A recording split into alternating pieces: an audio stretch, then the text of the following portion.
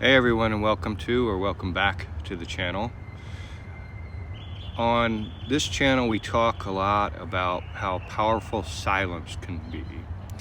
But today I want to tell you about the first time silence almost destroyed me and actually taught me one of the most important communications lessons in my life.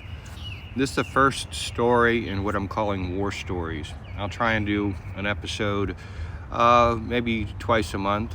And these are real moments where communication either went very right or very wrong, and what it taught me about influence, control, and trust. I'll start. I was in the 7th grade. I know it seems like a long time ago, but this left an impact on me.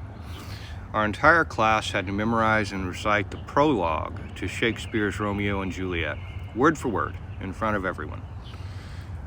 I wasn't big on speaking in front of people. I was a shy, kind of introverted kid, but this was the assignment and we had to do it. Spent a lot of time preparing for it. Because my last name was first alphabetically, I was the first one that had to go on the day that they wanted us to do the recitation. But this time there was a twist. The teacher brought in a video camera to record us. So now it's not just the class watching, it's a camera, it's permanence.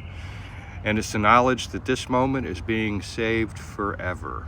The tension in the room was thick, and you could feel it. I walked to the front of the class, stared at the camera, and I stood there and took a deep breath. And I started with the first 2 words, 2 households. And then my mind went completely blank. Not a little blank, completely. I just stood there staring at the camera in total silence. And then the class started laughing a few minutes later. Dead silence, and then an eruption of laughter. Now here's the interesting part. In that moment I felt embarrassed, no question about it. But something else happened that I didn't understand until years later. The laughter broke the tension in the room. What had been this tight, stressful, pressure-filled environment suddenly became lighter, more human, much less intimidating. I restarted from the beginning without much pause, and this time I finished it flawlessly. And when the next students went up, they were more relaxed, more confident. The whole energy of the room had changed. Here's what that moment taught me, and this connects directly to what we talk about on this channel. The first lesson is silence isn't just absence, it's emotional information. In other words, I've talked about how silence can be powerful, but silence also communicates emotion. The frozen moment told the room, this matters. There's pressure here. And once that pressure was released, performance improved. The second lesson, audiences mirror emotional states. People don't just listen to your words, they read your posture, your breathing, your pace, your confidence. When I froze, the room felt it. When I recovered, the room followed. This is why body language and emotional control matter so much, not just for confidence, but for influence. The third thing it taught me was sometimes breaking the ice is strategic.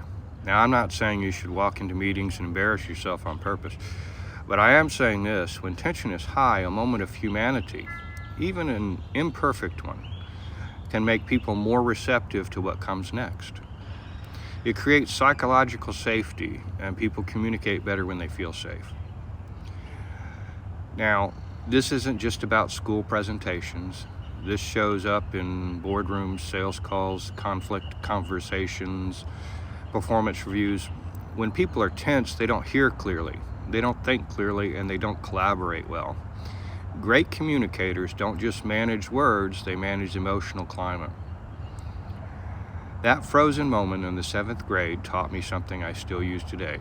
Control the emotional environment and communication gets easier for everyone. If you've ever frozen up, blanked out, or had an awkward moment speaking in front of people, you're not broken, you're human. You can learn to work with that instead of against it. If you'd like more war stories like this, real situations with real communications lessons, let me know in the comments. Tell me about your own moment. I read them all. Like and subscribe, and share it with someone who you think might benefit. Thank you for stopping by.